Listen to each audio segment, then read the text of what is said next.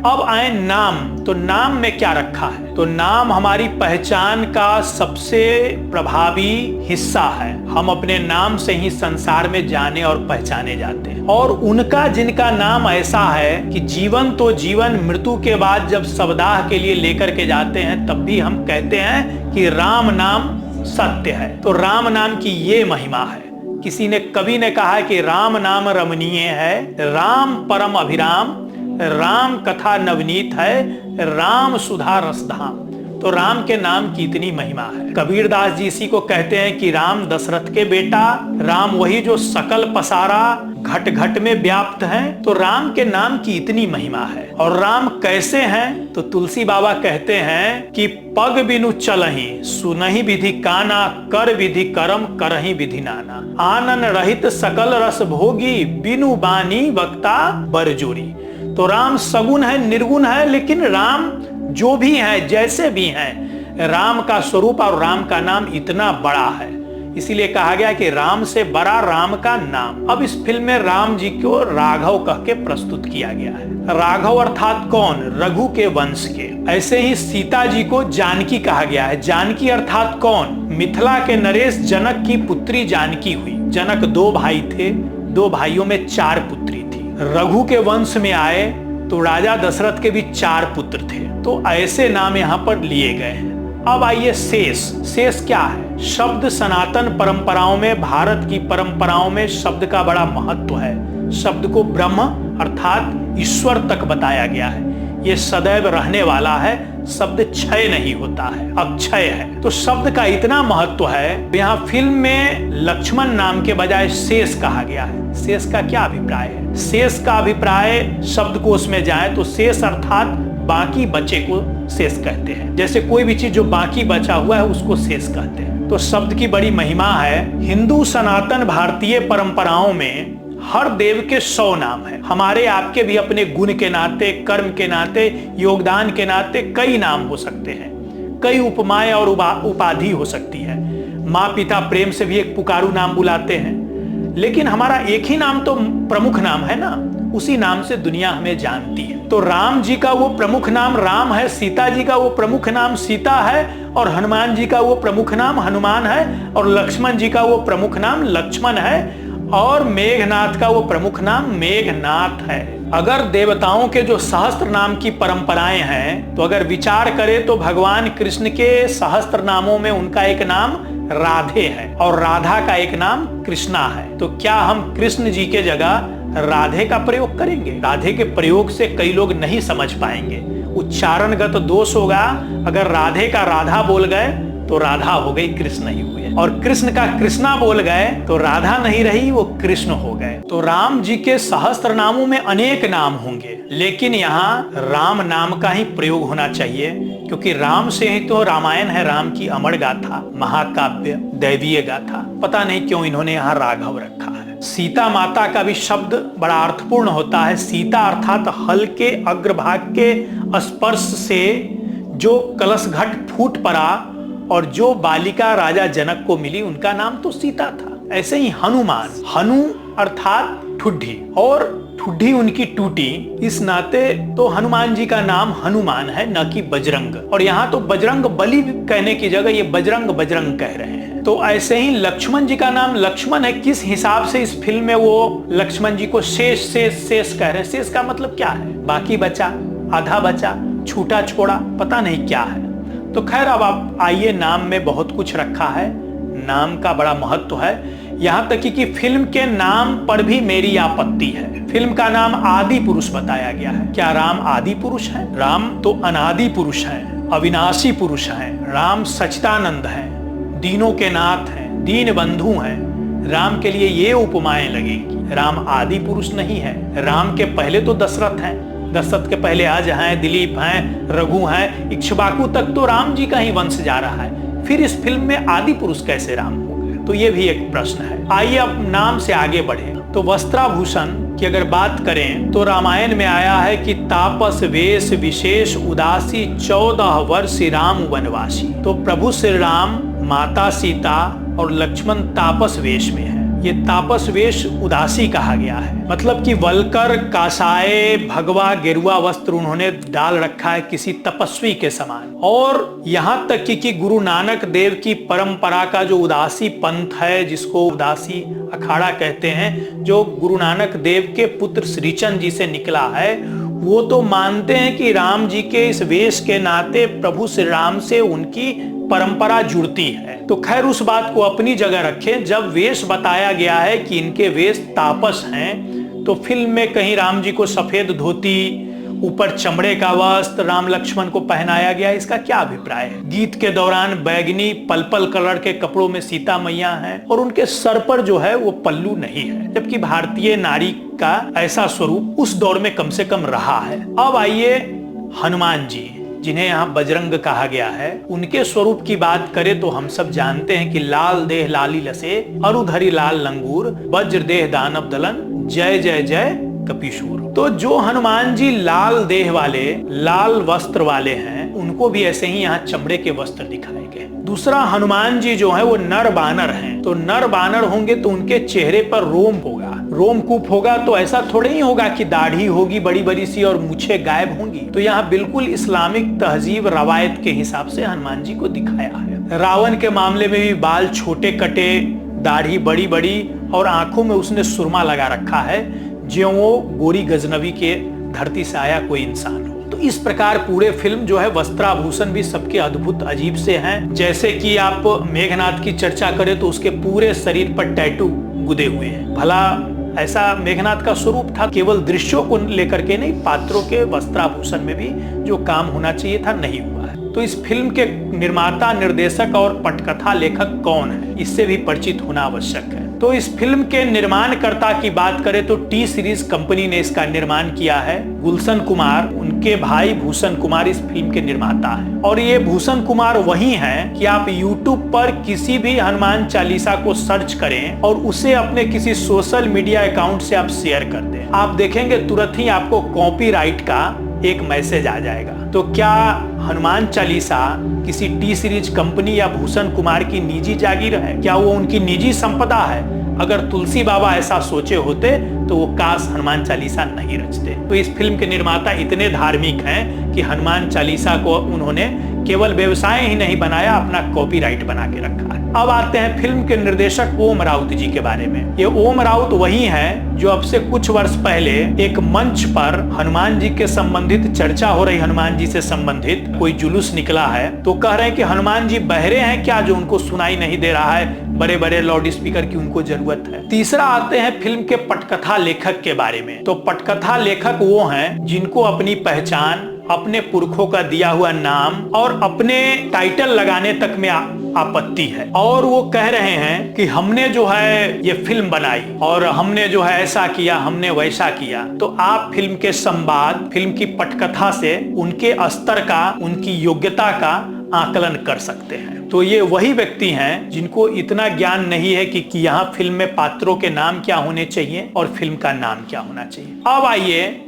Media में आ रही धूर्तता और दंभ से भरी हुई बातें। तो फिल्म के निर्माता जो है मीडिया से बिल्कुल दूर हैं। फिल्म के निर्देशक गाहे बेगाहे थोड़ा बहुत आ रहे हैं और फिल्म की ओर से सारी ठेकेदारी जो है इस फिल्म के पटकथा लेखक मुंतशिर साहब ने ली है। और वो कह रहे हैं कि सृजनात्मकता है, सृजनशीलता है, ये मुझे छूट मिली है। सृजनात्मकता की, सृजनशीलता की हमें छूट होनी चाहिए। पहले वो कह रहे हैं कि हमने रामायण बनाया है, फिर वो कह रहे हैं कि हमने रामायण नहीं, रामायण से प्रेरणा लेकर के बनाया है। अगर आपने रामायण बनाया है तो दुनिया का कोई भी रामायण ऐसा गंदा और इस प्रकार का नहीं है। दूसरा, आप कह रहे हैं कि हमने रामायण से प्रेरणा लेकर के कथा कहानी बनाई है, तो ये उनकी बातें बिल्कुल धूर्तता से परिपूर्ण है। अगर आप रामायण नहीं बना रहे हो तो स्क्रीन पर जो सबसे पहले दृश्य आता है उसमें लिख रखा है आपने ये वाल्मीकि रामायण का स्क्रीन रूपांतरण है, तो ऐसा आपने क्यों लिख रखा है। दूसरा, आप रामायण न भी बना रहे हो तो आप रामायण से प्रेरणा लेकर के बना रहे हो,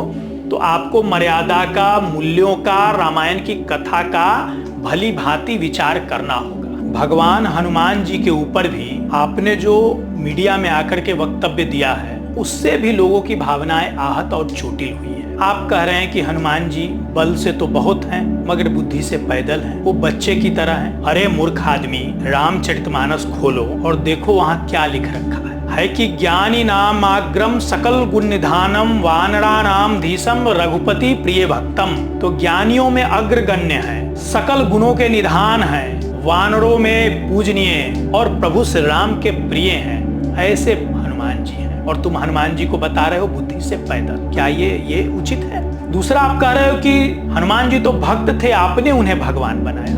मेरी और आपकी क्या हैसियत हो सकती है कि हम उनको भगवान बनाएं? बिना उनके कृपा के हम न कुछ रच सकते हैं, न कुछ लिख सकते हैं और न ही कुछ प्रस्तुत कर सकते हैं। यहाँ तक कि आपने जो कई डायलॉग रखे वो तो आपत्तिजनक है ही, कई संवाद भी आपके आपत्तिजनक है। जैसे कि एक इस फिल्म में एक संवाद है, आपने कहा, पहले आपने कहा कि सीता भारत की बेटी, फिर जब नेपाल की तरफ से इस पर विरोध और आपत्ति आई तो आपने अब फिल्म में लगाया है सीता मिथिला की बेटी। और नेपाल को फिल्म के निर्माणकर्ताओं की ओर से नेपाल काठमांडू के मेयर को और नेपाल के नाम से पत्र जारी किया गया है। हमारा उद्देश्य आपकी भावनाओं को आहत करने का नहीं है। तो फिल्म में तो आपने गलत दिखाया ही, अब भी आप अपनी गलती बकलोली करते ही निरंतर जा रहे हैं। सीधा सा विषय ये है कि जब भी कोई व्यक्ति कोई उपलब्धि हासिल करता है तो कहा जाता है कि फलाने गांव, फलाने नगर, फलाने परिवार के व्यक्ति ने इस उपलब्धि को हासिल की है।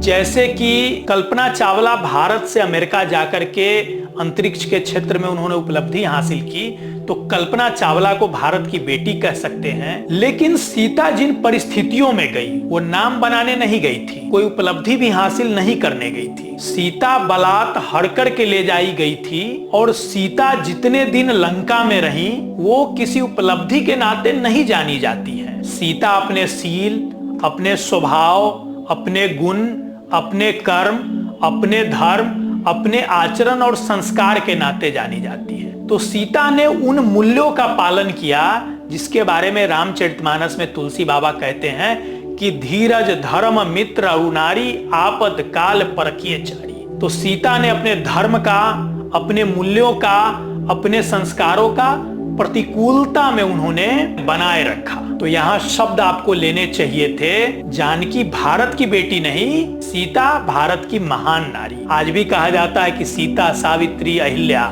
ये क्या है, तो भारत की महान नारी है। तो जरा ऐसे शब्दों को सोच समझ करके रखने की, बताने की जरूरत है। और अब जो फिल्म निर्माणकर्ताओं की ओर से, आप लोग की ओर से जो ये पत्र नेपाल को गया है कि हम इसके लिए खेद व्यक्त करते हैं, और आपके पत्र की जो भाषा है वो यही बता रही है कि सीता का जन्म स्थान नेपाल है, जबकि ये बिल्कुल भी वास्तविकता नहीं है। आपने बर्रे के छत्ते में उंगली कर दी है। सीता मैया का जन्म स्थान दुनिया जानती है कि बिहार के सीतामढ़ी नगर अवस्थित पुनौरा नामक धाम है, जिसका ऋषि वाल्मीकि के रामायण में भी बड़े ही स्पष्ट शब्दों में जिक्र है। और जब सीता थी तब भारत और नेपाल जैसा कुछ अलग अलग हुआ नहीं करता था, कम से कम राजनीतिक तौर पर। तो ऐसी गलती आपने फिल्म में जहता पूरी की है जो नहीं होनी चाहिए थी। जहां ऋषि वाल्मीकि अपने रामायण का प्रारंभ ही जो है वो प्रभु श्री राम की प्रार्थना से करते हैं, वहीं गोस्वामी तुलसीदास जी रामचरितमानस के रचने के क्रम में प्रारंभ में ही कहते हैं कि सिया राम मैं सब जग जानी, करहूं प्रणाम जोरी जुग पानी। तो ये भाव है इनके। उन लोगों को आप छोड़ दो, आप तो इतने बड़े कवि लेखक हो। मेरे जैसा एक अदना सा आदमी जब सीता माता के जन्म स्थान बिहार के सीतामढ़ी जिला अंतर्गत पुनौरा धाम में एक कार्यक्रम का आयोजन करता है सीता नवमी अर्थात सीता मैया के जन्म एवं प्रागट्य दिवस के अवसर पर, तो वो भी अपने भाषण, अपने लेखन की पूरी तरह तैयारी करता है। मेरा एक आलेख है, आप सबों के समक्ष भी इस चर्चा दौरान रख रहा हूँ। ये देश की जानी मानी सांस्कृतिक साहित्यिक पत्रिका राष्ट्र धर्म में आया है, उसके 3 लगातार अंकों में ये आलेख छपा है। इसमें सीता मैया के जीवन चरित्र को 9 अलग अलग पड़ावों पर हमने विचार करके लिखा है। तो कहने का अभिप्राय कि एक मेरे जैसा एक अदना सा व्यक्ति जो थोड़ी बहुत सांस्कृतिक गतिविधि में रहता है, जो सांस्कृतिक मूल्यों के ऊपर लिखता है, जब वो इसके लिए पढ़ सकता है, चीजों को समझने का प्रयास करता है, तो आप इतनी बड़ी फिल्म बना रहे हैं जिसको कालजयी एक रचना कह रहे हैं आप, तो आप क्यों नहीं कर सकते हैं। और यही नहीं, आप सब दर्शक अगर विचार करेंगे तो इन दिनों जो टेलीविजन चैनलों पर ये मुंतसिर का अर्थ बिखरा हुआ होता है, और ये बिखरे हुए बावासीर हैं, जिनको न हया है, न शर्म है, न जिनके पास संस्कार है। जितनी ढिठाई के साथ इन्होंने इस शब्दावली जो फिल्म में इन्होंने उपयोग किया है उसको लेकर के कहा कि ऐसी कहानी नई पीढ़ी को कनेक्ट करेगी। नई पीढ़ी आज भी रामायण राम कथाओं से कनेक्ट हो रही है, और जिस लहजे में इन्होंने कहानी दिखाई है, इस लहजे में इनकी दादी और नानियां कहानी सुनाया करती थी। हमारे यहाँ सनातन परंपरा में जो काल की गणना है, समय का गणना है, उसमें 12 वर्ष का एक युग है, और 20 वर्ष में हम मानते हैं कि एक पीढ़ी बदल जाती है। मनोज जी की दादी और नानी अगर आज जीवित होंगी तो किसी भी हाल में 70 वर्ष से कम आयु की नहीं होनी चाहिए। और आज की जो युवा पीढ़ी है, तो युवा का अभिप्राय है कि क्या, कि जो 30 से नीचे का हो वही तो युवा माना जाएगा। तो कहाँ 30 साल का युवा और कहाँ 70 साल की बुजुर्ग महिला। और भारतीय परिवेश में महिलाओं का शील गुण स्वभाव ही उनके सम्मान का कारण रहा है। हमारे यहाँ की दादी नानियां, क्या आपको लगता है कि इस प्रकार के टपोरी भाषा में रामायण की कथा सुनाएंगी और बताएंगी, और वो भी वो कथा जो दुनिया के किसी भी रामायण में वर्णित नहीं है। तो मुंतसिर साहब की ये भी इस प्रकार की थेथरोलॉजी कर रहे हैं, और अब वो कह रहे हैं कि मुझे लोग जो है, मेरी माँ पिता और परिवार को लोग गाली दे रहे हैं। गाली इसलिए दे रहे हैं कि आपके जो संस्कार हैं, आपके जो विचार हैं, आपकी जो प्रस्तुति है वो ऐसी है कि आपके नाते आपके परिवारजन भी लांछित हो रहे हैं। मैं ये नहीं कहता कि आपका पारिवारिक परिवेश क्या रहा है, क्या है, लेकिन आप स्वयं खींच करके लेकर के परिवार के लोगों को अपने आए। आज आपके माताजी और पिताजी भी इस फिल्म को देख करके आए, और जब मीडिया से उनकी बात हुई, उन्हें बात नहीं करनी चाहिए थी, जब बात हुई तो उन्होंने कहा कि बहुत अद्भुत, बड़ा सुंदर फिल्म बना है। जिस फिल्म में सीता माता नाम मात्र के कपड़ों में हो, जहां इस प्रकार का भद्दा सब चित्रण हो, उसको एक बढ़िया बताना ये क्या सिद्ध करता है। तो कहा गया कि बढ़े वंश कबीर के तो उपजे पूत कमाल, तो आप वही कमाल हो। और दूसरा कि दोष आपका नहीं, दोष आपके पारिवारिक परिवेश का भी है, क्योंकि सामान्यतः भारतीय परंपरा में हम तथ्य को, यथार्थ को, तर्क को सामने रखते हैं, लेकिन भारत में ही एक समुदाय विशेष रहता है। भारत नहीं, वो तो दुनिया के हर हिस्से में एक समुदाय विशेष है, जहां गलती करने वाले के साथ पूरा पारिवारिक कुनवा और समूह समुदाय इकट्ठा हो जाता है। ये चलन हिंदुओं में अब तलक नहीं था, लगता है कि ये चलन अब आपने शुरू कर दिया कि आपके माँ पिताजी भी आपके समर्थन में आ गए। उन्हें तो इस देश से और प्रभु श्री राम हनुमान जी से क्षमा मांगनी चाहिए कि मेरा पुत्र वाचाल, मूर्ख, अहंकारी, दंभी और घटिया है, मैं क्षमा मांगता हूं इस प्रकार के दृश्यांकन के लिए। आपने अपने इस फिल्म को लेकर कहा कि जहां 4000 संवाद लिखे, वहां अगर 5 लाइनें गलत हो गई, अरे भाई तुम्हारी फिल्म ही शुरू से अंत तक गलत है। तो मुंतसिर साहब, अत्यधिक अनावश्यक अनुचित बोलने की जरूरत नहीं है, और इस बोलने का ही परिणाम है कि आप सीता मैया के प्रसंग से लेके हनुमान जी तक लेते हुए और आप दादी नानियों की कहानी तक गए। इतना ही नहीं, आप तो नेशनल टेलीविजनों में बैठ करके जो बोल रहे हैं तुलसीदास बाबा से अपनी तुलना करते हुए, वो सब बातें भी आपकी फर्जरी है, तथ्य से हीन है। जैसे कि आपने एक बात कही कि तुलसी बाबा को क्या नहीं आता था, वो भी तो लिख सकते थे, रच सकते थे, और उन्होंने रामायण क्यों नहीं रचा संस्कृत में, वो संस्कृत के प्रकांड विद्वान थे, वगैरह वगैरह। आपने कहा कि तुलसी बाबा ने सैकड़ों संस्कृत ग्रंथ रचे हैं। तुलसी बाबा को संस्कृत आता था, लेकिन तुलसी साहित्य संस्कृत में नहीं अपितु लोक भाषा में रचा गया है। तुलसीदास जी का कौन सा साहित्य, विनय पत्रिका, कवितावली, जानकी मंगल, हनुमान चालीसा, रामचरितमानस, दोहावली, कौन सा ग्रंथ उन्होंने संस्कृत में रचा है? आपने कहा कि तुलसीदास जी ने 100 से ऊपर संस्कृत ग्रंथ रचे हैं, तो ये बिल्कुल गलत बात है। दूसरा कि उनसे आप अपनी तुलना कर रहे हैं, ये भी धृष्टता है आपकी। आप इतने बड़े कवि लेखक हैं और आपको शब्दों का मर्म पता नहीं है। हर भाषा का एक अपना सौंदर्य है, अपना एक शास्त्र है, अभिव्यक्त करने का तौर और तरीका है। और आप तुलसी बाबा के रामचरितमानस के एक ही पद को कब तक टेलीविजनों पर बोलोगे? और आप बोल रहे हो कि नाना भांति राम अवतारा, रामायण शतकोटि अपारा, तो आप शतकोटि बोल रहे हो, शतकोटि, तलावे श। पूरे तुलसी साहित्य में कहीं तलावे श का प्रयोग नहीं है। तुलसी बाबा केवल दंती श का प्रयोग कर रहे हैं। तो जिनको शब्द का भाव अर्थ का भली भांति बोध न हो, जानकारी न हो, उन्हें ऐसी मूर्खता बिल्कुल नहीं करनी चाहिए।